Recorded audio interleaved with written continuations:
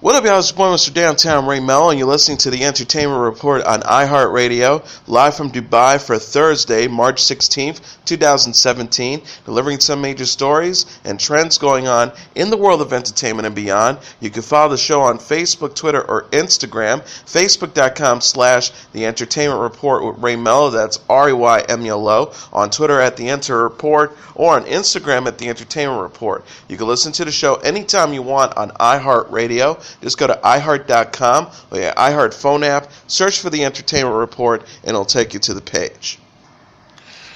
Warner Brothers is looking to revive its long-dormant Matrix franchise with a new film, according to a new report. The Hollywood Reporter, citing sources, know that Zach Penn is in talks to write a treatment, while the studio has shown interest in having actor Michael B. Jordan to star. It remains unclear how involved the original trilogy's creators, the Wachowski sisters, and producer Joel Silver will be involved. The original, released in 1999, that starred Keanu Reeves, Lawrence Fishburne, Carrie-Anne Moss, and Hugo Weaving, launched a trilogy that grossed nearly $1.8 billion worldwide.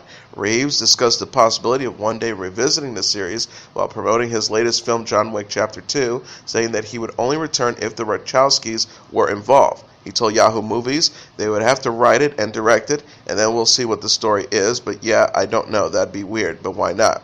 Following the release of the trilogy, the Wachowskis collaborated on The Animatrix, a collection of short anime films that takes place throughout the Matrix universe and a number of Matrix video games. Andrew Lincoln is back with a collection of cue cards in the first teaser trailer for BBC's upcoming Love Actually reunion short as part of Red Nose Day. Lincoln's cards read as he reprises his role as Mark from Love Actually in the clip. Hello, I just wanted to ask without hope or agenda, and just because it's nearly Red Nose Day, that you'll join us for a very special reunion called Red Nose Day Actually on Friday, the 24th of March, BBC One Actually. The reunion will also bring back castmates Hugh Grant, Keira Knightley, Colin Firth, Liam Neeson, Bill Nighy, Chiwetel Ejiofor, Matri McCutcheon, Lucia Munoz, Thomas Brody Stanster, Olivia Olson, Marcus Brigstock, and Ron Atkinson, and offer updates on each of their characters. Titled Red Nose Day Actually, the project will be shown as part of the Red Nose Day 2017 telethon on BBC One that raises money and awareness to help children living in poverty around the world. Love Actually star Emma Thompson said she will not be returning for the sequel since Alan Rickman, the actor who portrayed her on-screen husband, died last year. Thompson said of performing without Rickman, it would be sad, too sad. Music and magic come together for the first trailer for Pixar's latest animated feature titled Coco. The clip, released Wednesday, follows the young Miguel, played by Anthony Gonzalez, as he learns to play the guitar by idolizing his hero Ernesto de la Cruz, played by Benjamin Bratt. Dreaming of becoming a musician himself, Miguel visits the grave of Cruz during Mexican holidays Day of the Dead and borrows the deceased star's signature guitar. Suddenly, Miguel is transported to the magical land of the dead, where he will meet his relatives and learn truth behind his family's ban on music. The synopsis reads, desperate to prove his talent, Miguel finds himself in the stunning and colorful land of the dead, following a mysterious chain of events. Along the way, he meets a charming trickster, Hector, voiced by Gael Garcia Bernal, and together they set off on an extraordinary journey to unlock the real story behind Miguel's family history. Directed by Lee Unrich, who directed Toy Story 3, co-directed by Adrian Molina, who's also the story artist behind Monsters University. Coco is set to arrive in theaters November 22nd. Netflix has announced plans to finish and release filmmaker Orson Welles' final film titled The Other Side of the Wind.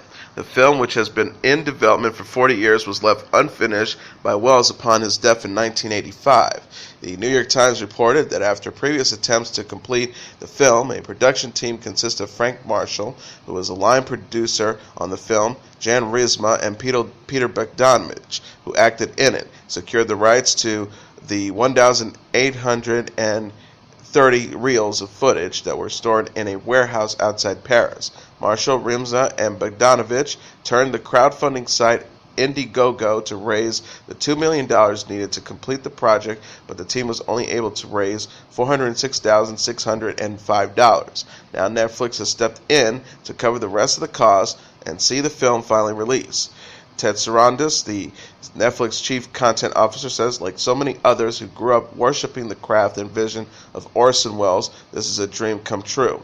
The promise of being able to bring to the world this unfinished work of Welles with his true artistic intention intact is a point of pride for me and for Netflix. The Other Side of the Wind acts as a critique on avant-garde filmmaking and follows the director Jake Hannaffield, portrayed by John Huston, who is returning from a semi-exile to complete his final film, also titled The Other Side of the Wind. Welles has said the film was not semi-autobiographical when he began production on it in 1970. Comedian and actor Aziz Ansari has announced his sitcom Masters of None will return to Netflix with fresh episodes this spring. Ansari tweeted Wednesday, Masters of None Season 2 premieres May 12th on Netflix. Co-stars Noel Wells, Eric Warheim, Nia Wathi, and Kelvin Yu. The show follows Ansari's character Dev Shao, a struggling television commercial actor living in New York City. Starz released a new trailer for its upcoming fantasy series American Gods Wednesday, based on Neil Gaiman's novel starring Vicky Riddle, Sir Ian McShane, Emily Browning, Pablo Schreiber, Gillian Anderson, Kristen Chenoweth, Orlando Jones, and Dane Cook. The contemporary mythological action drama is set to debut on April 30th. A synopsis accompanying the trailer says, when Shadow Moon is released from prison, he meets the mysterious Mr. Wednesday, and a storm begins to brew. Little does Shadow know, the storm will change the course of his entire life. Left adrift by the recent tragic death of his wife, and suddenly hired as Mr. Wednesday's bodyguard, Shadow finds himself in the center of a world that he struggles to understand. It is a world where magic is real, where the old gods fear both irrelevance and the growing power of the new gods like technology and media. Mr. Wednesday seeks to build a coalition of old gods to defend their existence in this new America and reclaim some of the influence that they've lost. As Shadow travels across the country with Mr. Wednesday, he struggles to accept this new reality and his place in it. The Good Wife spinoff The Good Fight has been renewed for a second season. The next run of episodes in the Christine Baranski lead legal drama will begin streaming via CBS All Access in 2018. Mark Devonovois, the president and chief operating officer of CBS Interactive, said in a statement Wednesday, we're only a few episodes into the first season, and the reaction from CBS All Access subscribers and critics alike have been phenomenal. This series and its characters are just beginning, and we can't wait to see where Robert and Michelle King, their creative team, and the amazing cast takes The Good Fight next. Starring Cush Jumbo, Rose Leslie, Delroy Lindo, Erica Tazer, Sarah Steele, and Justin Bartha. The show takes place 1 year after the events of the final broadcast of The Good Wife. British actor James Purefoy says Wednesday's Season 2 premiere of Hap and Leonard will pick up a few weeks after the death of Hap's beguiling, havoc-wrecking ex-wife. Purefoy told UPI in a phone interview Monday, the end of the first season, we find that Trudy has died, the Christina Hendricks character, and we pick it up at the beginning of the second season with Hap going to pick up her ashes from the local crematorium.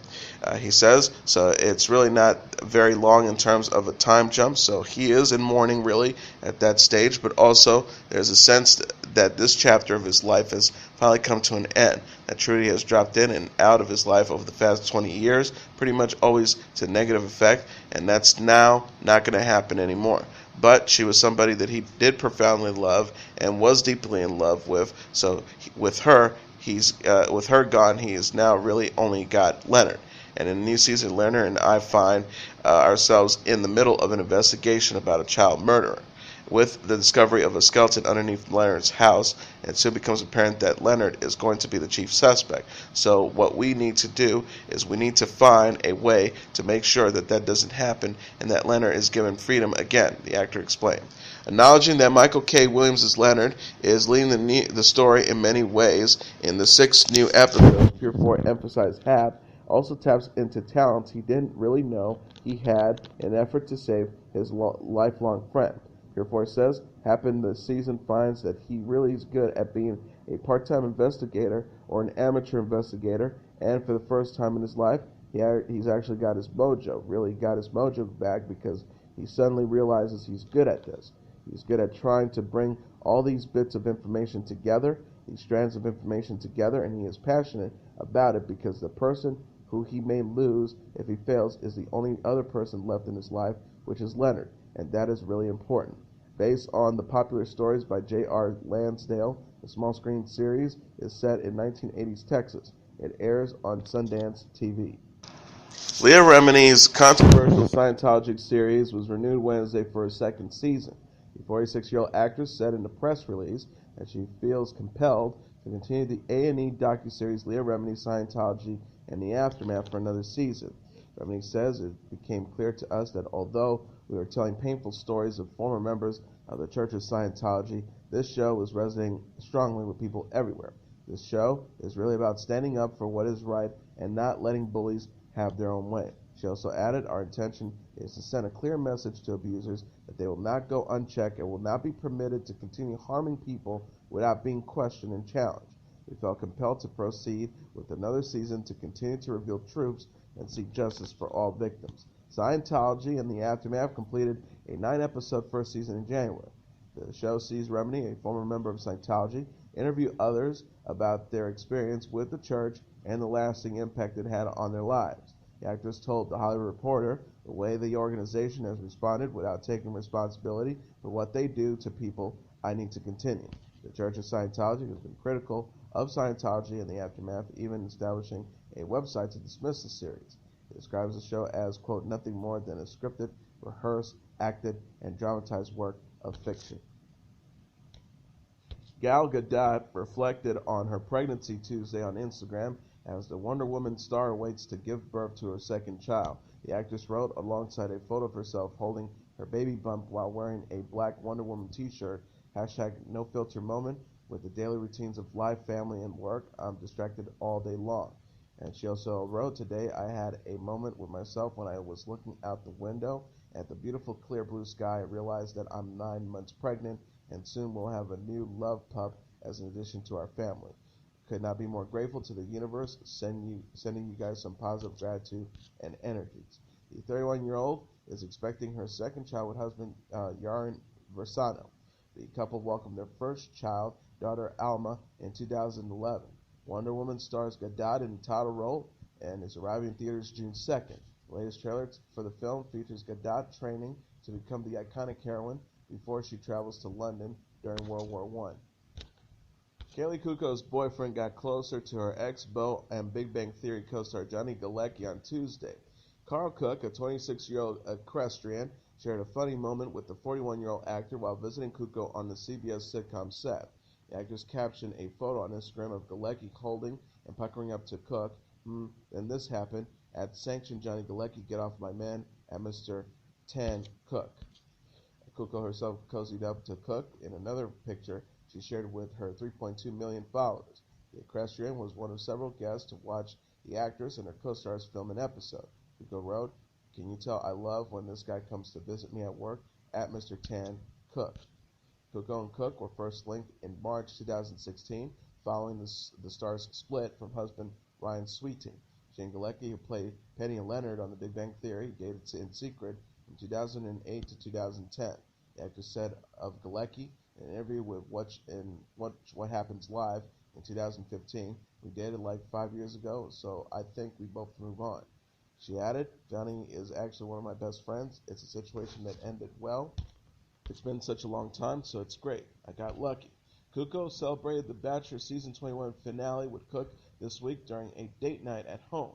She, Galecki, and several other stars will reportedly take a pay cut in future seasons of The Big Bang Theory, so Mila Bilac and Melissa Rauch can receive raises. Chrissy Metz wants to appear in a sex scene on This Is Us. The 36-year-old actress voiced her hope that her character Kate and Toby, played by Chris Sullivan, will share a steamy scene in Season 2 of the NBC series. She told people, when are they going to have sex, guys? On screen? I want it on screen. I guess it'll offend people still, but fat people do have sex, for the record. Metz has been a vocal advocate for body positivity to take on the role of Kate, a personal assistant struggling with her weight. She recently starred in a pin-up shoot for Harper's Bazaar and discussed her own road to self-confidence. The star told the magazine, when I first heard Harper's Bazaar wanted me to be sexy, I was like, who? Me? I know y'all were all edgy, but this is incredible. It's validation. I can get into this now because I finally have the confidence. She added to the show, I'm on this journey to inspire people and to encourage them. We are all deserving of true happiness, so it's much more than just acting. This Is Us, which co-stars Mandy Moore and Milo Ventimiglia as Kate's parents. Rebecca and Jack aired its season 1 finale on Tuesday. Metz was among those to react to the emotional episode on Twitter. She wrote, "Just sobbing at our finale event because of these two, at the Mandy Moore and at Milo Ventimiglia. My goodness, that was amazing." Paris Hilton says she was her dad's princess during his lifetime. The 18-year-old aspiring actress and only daughter of late singer Michael Jackson discussed her sheltered childhood and recently stepped into the spotlight in the April issue of Harper's Bazaar.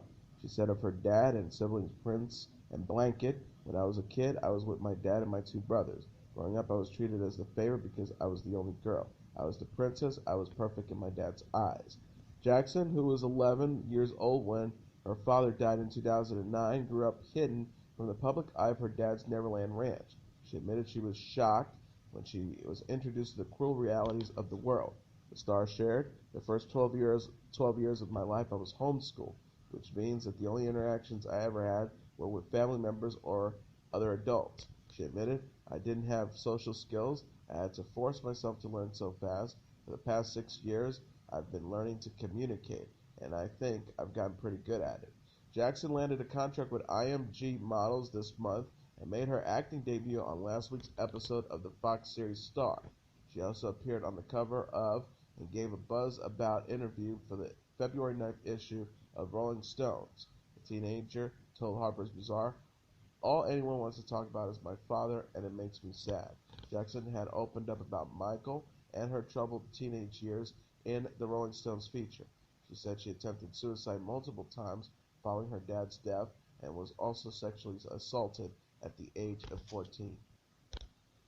Mischa Barton has hired a lawyer following reports that a sex tape involving the actress has begun circulating among pornography companies.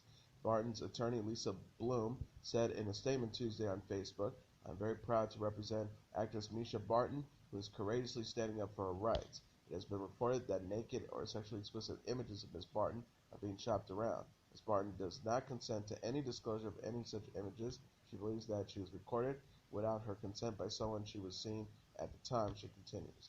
Bloom added, "There's a name for this disgusting conduct: revenge pornography. Revenge pornography is a form of sexual assault, and it is a crime and a civil wrong in California, and will not stand for it." She also added, "I have a message for anyone who attempts to traffic in these photos or videos of Ms. Barton. We will find you and we will come after you. We will fully prosecute you under every available criminal and civil law. You proceed at your peril." While speaking with People magazine, Bloom explains that Barton could potentially pursue the case in both civil and criminal court. Bloom says, "What I see over and over again is women who are very scared, but when they stand up on their own 2 feet and they say, 'No, I'm not going to stand for this. I'm going to fight back,' it's very empowering. I think this is a very healthy step that Mischa is taking." The sex tape was first outed by the Daily Mail. In January, the former OC star announced that she was hospitalized after she was drugged with GHB during her 31st birthday celebration.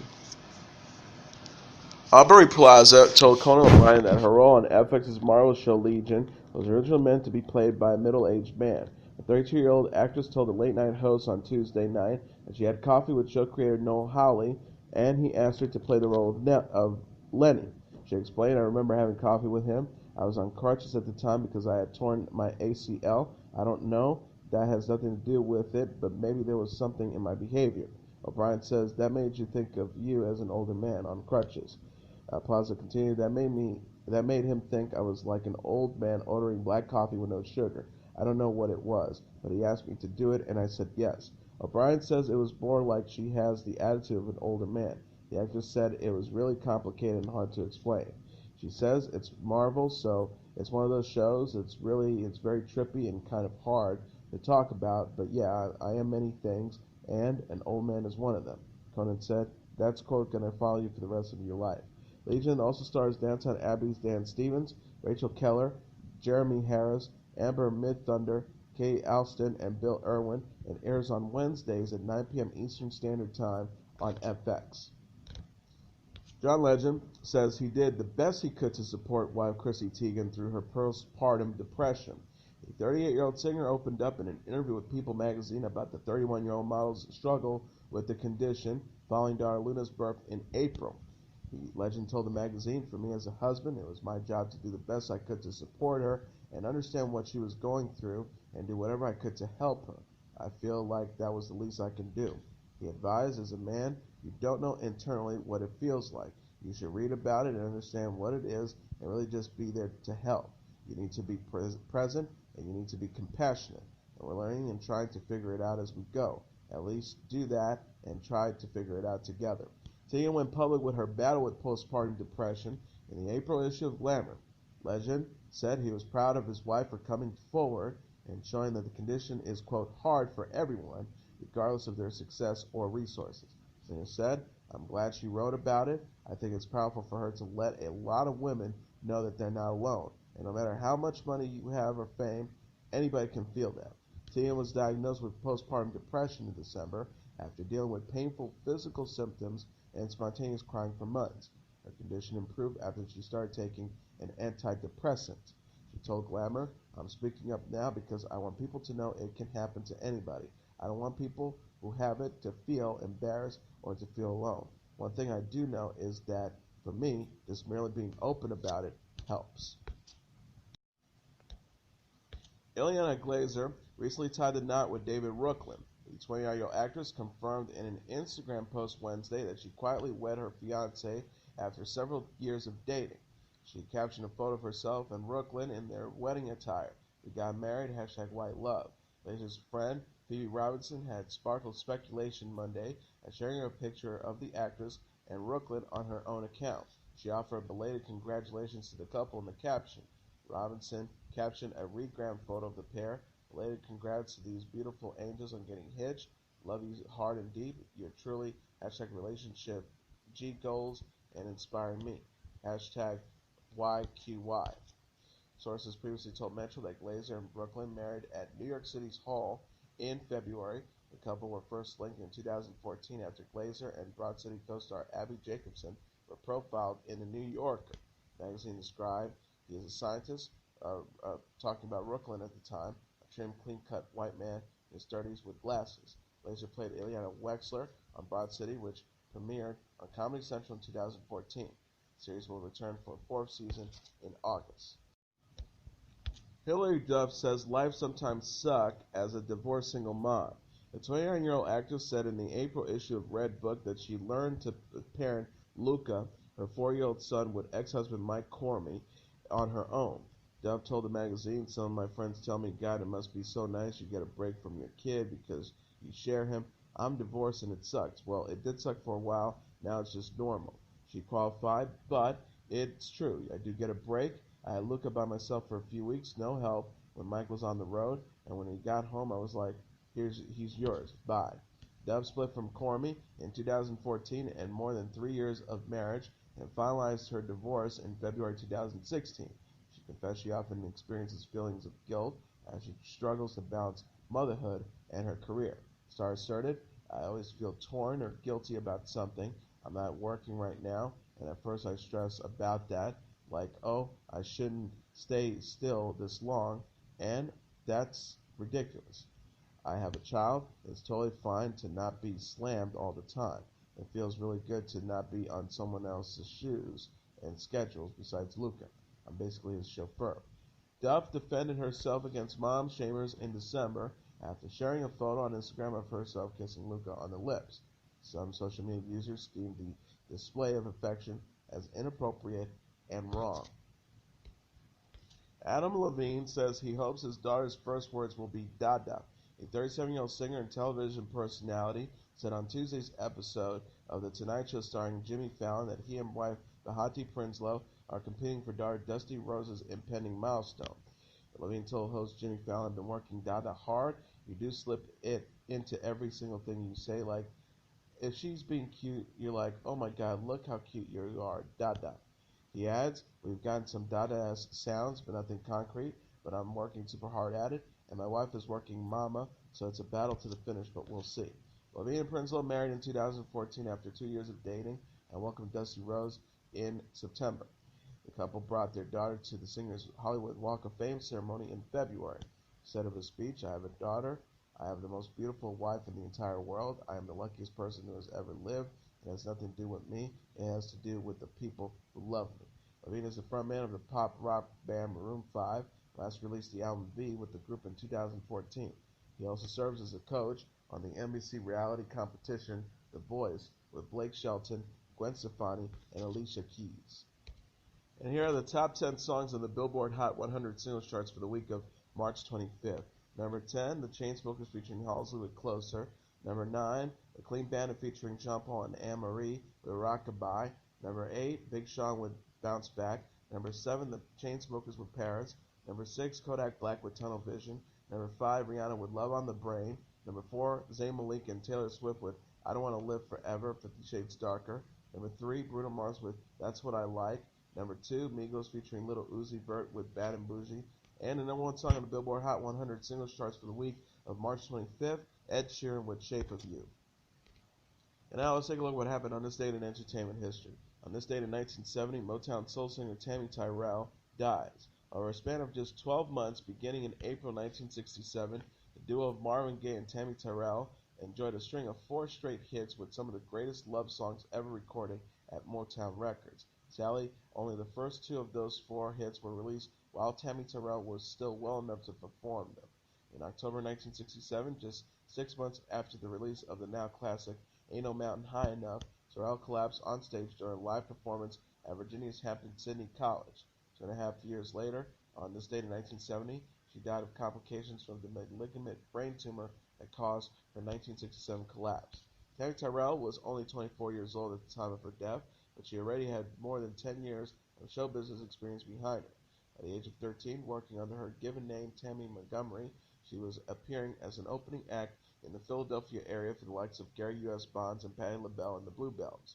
She had a record deal, but no hit records. At 16, then joined James Brown's live revival as a backup singer at the age of 18. In 1965, at the age of 20, she was signed on to Motown Records and only had moderate success with her initial solo recordings. Then in early 1967, Motown decided to pair her with Marvin Gaye, who had several top 10 hits to his credit at that point, but was by no means a major star. Working with Motown's newest songwriting team, husband and wife of Nicholas Ashford and Valerie Simpson, he and Terrell became sensation. After Ain't No Mountain High Enough came 5 more Ashford and Simpson singles, 3 of them major R&B hits, Your Precious Love, Ain't Nothing Like the Real Thing, and You're All I Need to Get By. Terrell's illness was at first downplayed by the Motown Records publicity machine, while new material by the duo of Gaye and Terrell was still being released. Many of the singles released under their names were created by laying Marvin Gaye's vocals over existing recordings of Terrell made prior to her illness. Gaye scored one of his biggest solo hits ever during this period with I Heard It Through the Grapevine, but following Terrell's death in 1970, he stopped performing live for the next 3 years. Also on this date in 2005, after a 3-month-long criminal trial in Los Angeles Superior Court, the jury acquits Robert Blake, the star of the 1970s television detective show Beretta, of murdering his 44-year-old wife, Bonnie Lee Bakley. Blake was born Mickey Gulubtotsky in 1933 in New Jersey, made his movie debut at the age of 6 in MGM's 1939 movie Bridal Suite. Studio soon featured him in its Our Gang series and short films. After changing his name to Robert Blake, he starred in the 1960 gangster movie The Purple Gang and numerous other films. In 1967, Blake memorably portrayed Perry Smith, one of the 2 real-life murderers at the center of Truman Capote's In Cold Blood, when the book was adapted for the big screen. As an actor, Blake was best known for his Emmy-winning work as the street-smart, plainclothes policeman Tony Beretta in the ABC series Beretta. The show ran from 1975 to 1978, and Blake won an Emmy Award for Best Actor in a Drama Series at the end of its first season. During his criminal trial, Blake's defense team portrayed the aging actor as a rather pathetic figure and argued that Bakley had a pattern for sending letters and nude photos to herself to famous men and had trapped Blake into marrying her by becoming pregnant. The couple's daughter Rose was born in June 2000, and though Bakley initially claimed that the child was fathered by Christian Brando, the son of the celebrated actor Marlon Brando, a paternity test proved that the baby was Blake's. Blake and Bakley married that November. Their brief, unhappy union lasted until May 4, 2001, when Bakley was shot outside as she sat in the car outside of a Los Angeles restaurant. Blake was arrested for the murder, and then the prosecution produced two former stunt doubles who claimed the actor had recruited them to kill his wife. During cross-examination, the stuntmen were revealed to be cocaine and methamphetamine users. In the acquittal of Blake, the jury made it clear that they didn't believe the stuntmen's statements and also concluded that the prosecution had failed to place the murder weapon in Blake's hands. In November 2005, 8 months after the criminal trial ended, Robert Blake was found guilty in a civil trial of intentionally causing violently Bakley's death. He was ordered to pay $30 million to Bakley's children. Rose remains in the care of Blake's eldest daughter, Ilana. Though he did not testify in the criminal trial, Blake did take the stand during his civil trial to deny the accusations. And that is your entertainment report for Thursday, March 16, 2017. I'm your host, Mr. Downtown Ray Melo. I'll be back tomorrow to deliver some major stories and trends going on in the world of entertainment and beyond. You can follow the show on Facebook, Twitter, or Instagram. Facebook.com/The Entertainment Report with Ray Melo. That's RAYMELO. On Twitter at The Enter Report, or on Instagram at The Entertainment Report. You can listen to this episode or any previous episodes of The Entertainment Report anytime you want on iHeartRadio. Just go to iHeart.com or your iHeart phone app, search for The Entertainment Report, and I'll take you to the page. Good night, and God bless you all.